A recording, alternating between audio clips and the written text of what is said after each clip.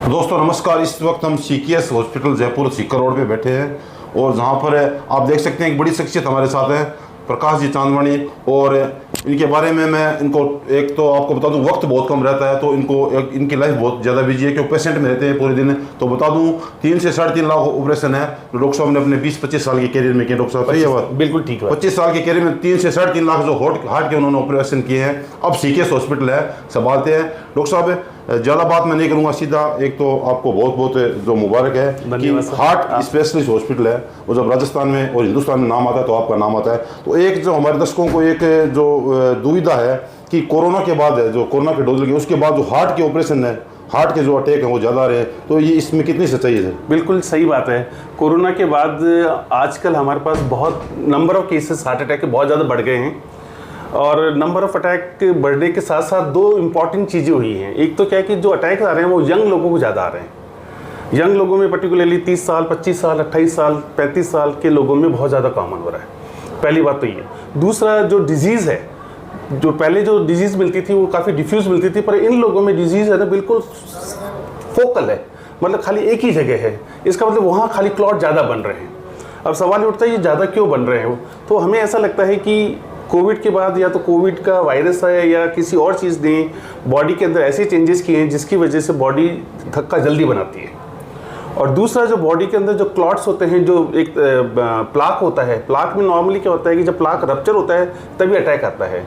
तो प्लाक के ऊपर की जो मेम्ब्रेन है वो पतली हो गई है जिसकी वजह से हार्ट अटैक ज़्यादा आ रहे हैं। तो ये डोज का कारण हुआ सब? ये लगता है, हमें ऐसा लगता है कि हो सकता है ये कोविड की वजह से हो सकता है ये पोस्ट वैक्सीनेशन की वजह से हो, पर ये अभी तक पूरा क्लियर कट कोई हमारे पास साइंटिफिक आधार नहीं है। पर ये हमारा सोच रहे हैं, हमारे हाइपोथेसिस है कि कोविड के बाद सडनली हमने देखा है कि नंबर बढ़ गए हैं।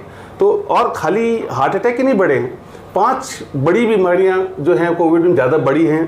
पहली तो हार्ट अटैक है, दूसरी पैरालिसिस है, लकवे है, उसमें भी क्या क्लॉट ब्रेन के अंदर बन जाता है और पैरालिसिस आता है।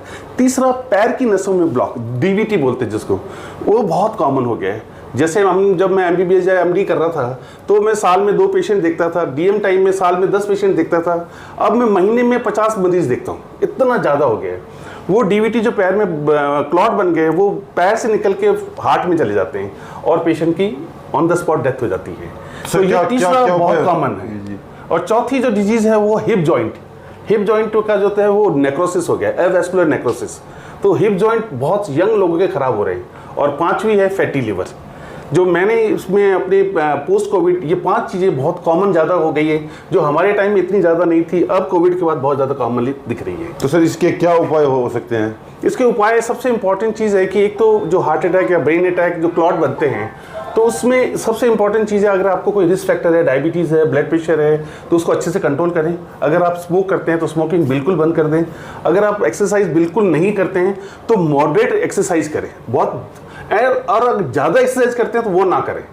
सबसे इंपॉर्टेंट चीज़ है, जो पहले के ज़माने में कहते थे आप खूब मेहनत करो, खूब दौड़ो, अब हम कहते नहीं, खूब नहीं दौड़ना है, आपको नॉर्मल दौड़ना है, नॉर्मल चलना है।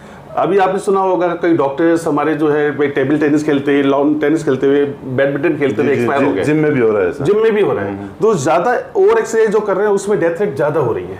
तो ज़्यादा एक्सरसाइज करने से बचना है, करना नहीं है। ये सबसे बड़ा मैसेज ये है कि आप ओवर एक्सरसाइज ना करें।